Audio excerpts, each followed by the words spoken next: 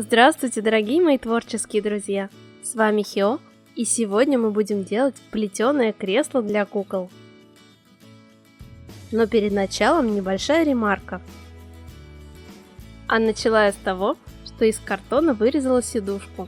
Это будет круг радиусом 5 сантиметров. У меня был только тонкий гофрокартон, поэтому я вырезала два одинаковых круга и склеила их между собой так, чтобы гофрированные полосы лежали крест-накрест. Затем на сидушке размечаю положение спинки и подлокотников. На этих отметинах делаю широкие отверстия.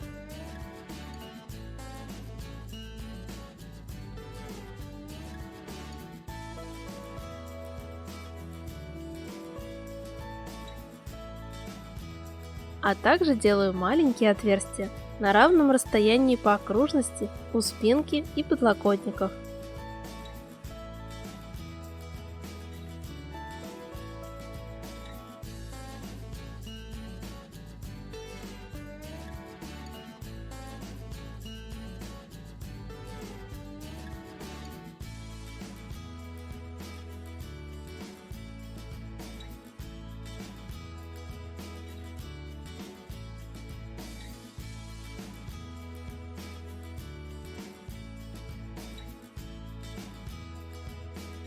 Теперь беру проволоку.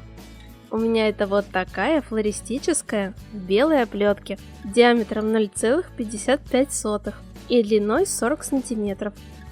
Для спинки я буду использовать целые отрезки по 40 сантиметров, а для подлокотников половинки, то есть по 20 сантиметров. Сгибаю отрезок пополам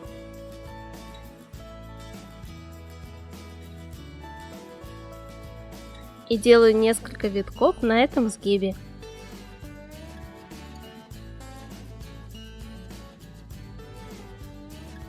Вставляю концы в два соседних маленьких отверстия на сидушке.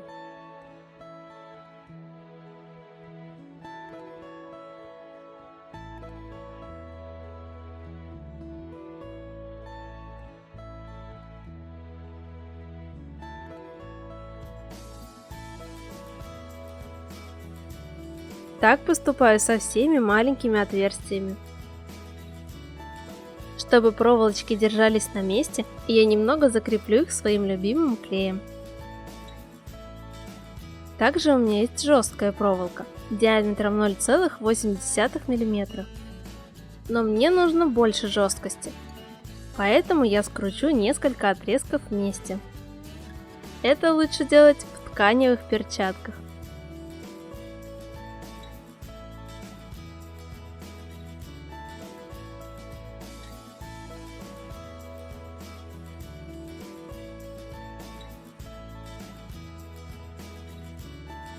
Итак, всего мне понадобится.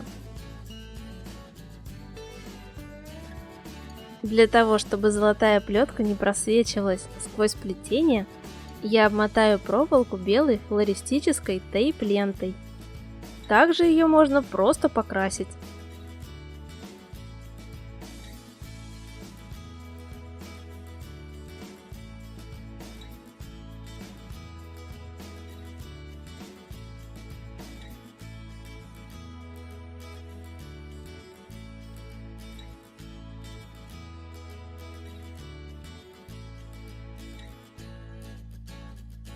Теперь придаю скрученной в 4 сложения проволоки длиной 22 см округлую форму и вставляю концы будущего подлокотника в большие отверстия сидушки.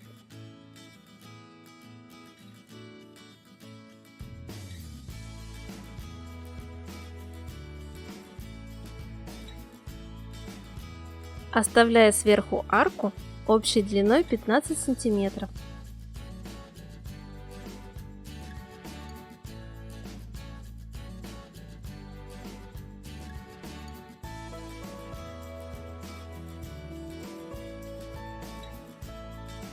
Также закрепляю клеем.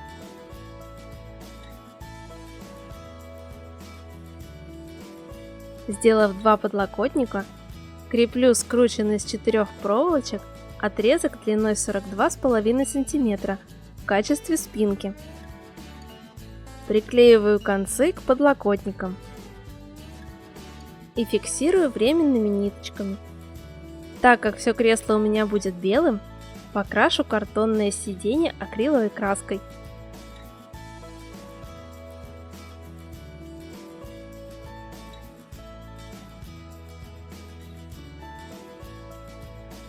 Вот эти тонкие проволочки будут осями плетения.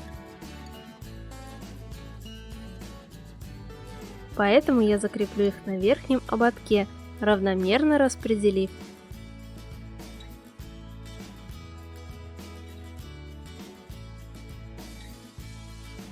На спинке у меня получилось 25 проволочек.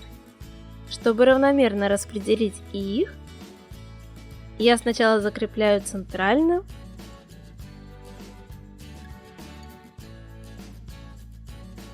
а затем измеряю расстояние на ободке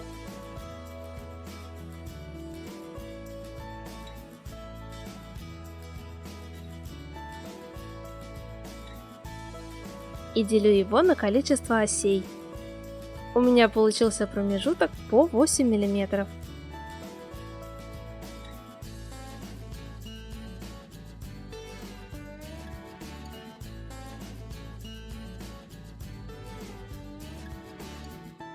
И теперь беру основной материал. У меня это тонкая хлопковая пряжа нарцисс.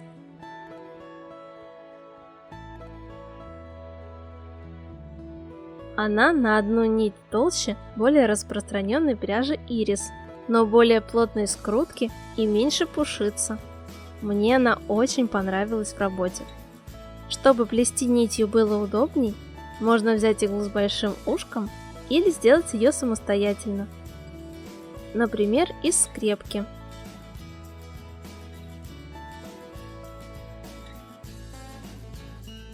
Отрезаю часть скрепки и загибаю один конец в петельку по толщине пряжи.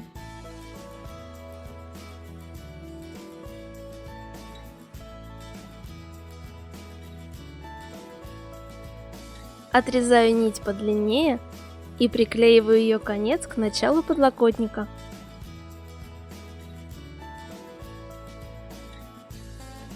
И начинаю петлять ей поочередно между проволок.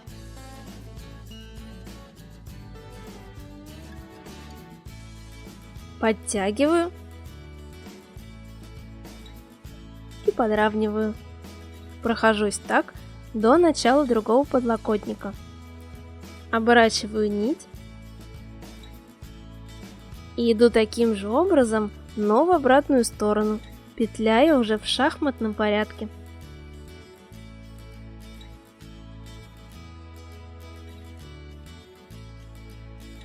Так плету 2 см в высоту. У меня на это ушло 30 рядов. После этого буду делать воздушный узор. Обматываю проволоку подлокотника 15 раз.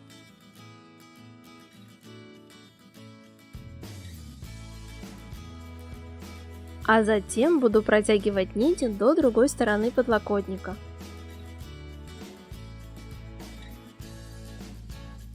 Делаю узелки на каждой оси.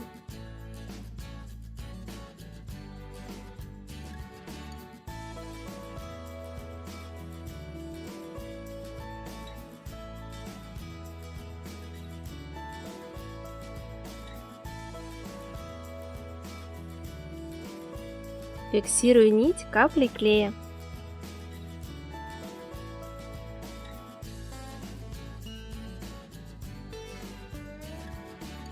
И обматываю рамку подлокотника и спинки вместе, двигаясь уже вниз.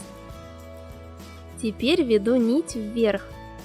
Делаю виток вокруг ближайшей проволоки сзади.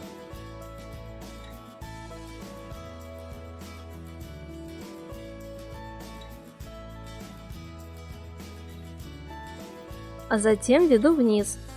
Обхватываю соседнюю проволоку под верхним слоем плетения.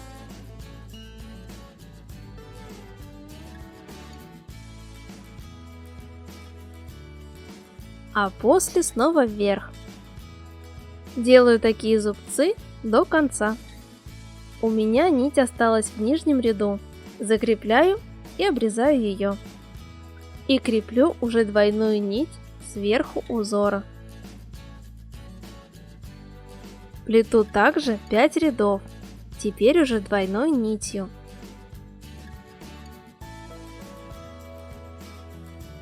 Торчащие концы проволоки я загнула на внутреннюю часть и подровняла их.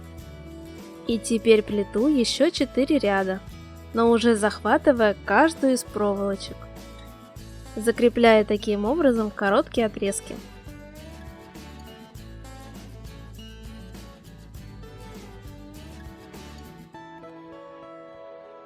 Повторяю все то же самое и для другого подлокотника. Далее на спинке перекрещиваю попарно все проволочки. А затем делаю пару витков скручивания. После этого скручиваю также уже соседние ответвления. Креплю новую двойную нить и проплетаю ее так же, как и ранее. Таким образом делаю полотно 8,5 см. У меня на это ушло 53 ряда. Затем я сделала петельки на концах проволок. И после на них я закрепила новые 10-сантиметровые отрезки проволоки. Теперь я возьму проволоку, скрученную в 2 сложения, и закреплю ее торчащими концами на спинке. Так как у меня одна длинная цельная проволока, я согну ее. Делаю это на уровне начала воздушного узора. Если вы будете брать отдельные отрезки на спинку и подлокотники, также соединяйте их в этом месте. Разницы не будет, просто мне удобнее вот так. Делаю дугу по форме подлокотника. Беру еще одну такую же проволоку и закрепляю новую двойную нить. Завожу нить сзади и делаю виток.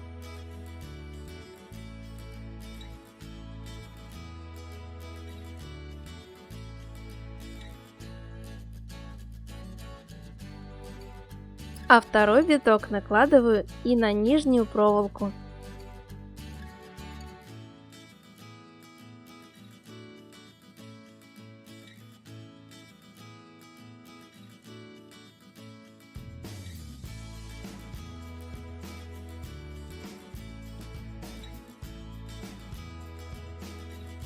Делаю один виток на нижний и вторым витком возвращаюсь на верхнюю.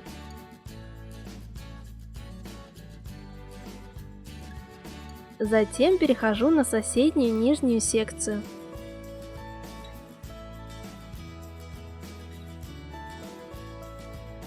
И так плету до совмещения с подлокотником. Теперь приматываю соединение к месту уже имеющегося стыка спинки и подлокотника. Далее буду вести нить против часовой стрелки. Обернув подлокотник, делаю 2 полных витка вокруг второй проволоки.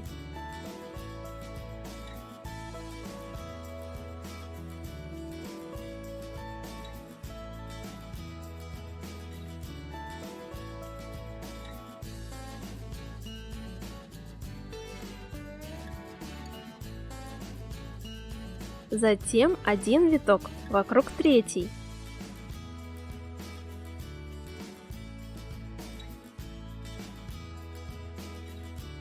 И потом обхватываю сразу все, заводя нить под первую проволоку. Таким образом плету до начала сидения. Торец гофрокартона я закрою, приклеив вот такую косичку, сплетенную из 6 нитей.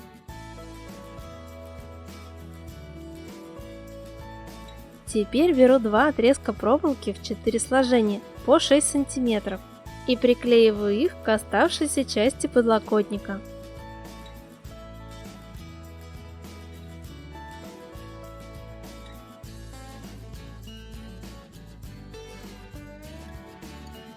Временно фиксирую нитью до высыхания клея. Но, сделав ножки, мне не понравилось, как они выглядят. Было как-то пусто, и они смотрелись слишком тонкими. Поэтому я решила отклеить косичку и приклеить полоску вот такой легкой ткани, немного распустив нижний край, и уже на нее приклеить косичку из нитей обратно. Но и остается только сделать подушку. Для нее я возьму поролон толщиной 1 см и вырежу из него округлую подушку радиусом 4,5 см. А затем обошью ее тканью, нашив сверху ту полупрозрачную ткань. Подробнее о том, как все это сшить, я показывала в видео про раскладной диван и про подвесное кресло. И вот такое уютное плетеное кресло у меня получилось.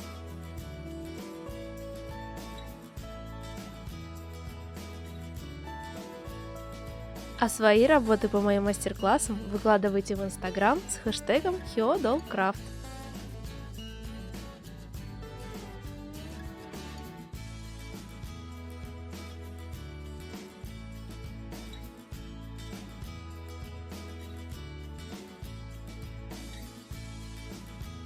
Надеюсь, это видео вам понравилось и оно было для вас полезным. Ставьте лайк, пишите комментарии и подписывайтесь на мой канал. А если вы хотите, чтобы видео выходили чаще, рассмотрите возможность поддержать меня на Patreon. Бесконечного вам вдохновения и до новых встреч!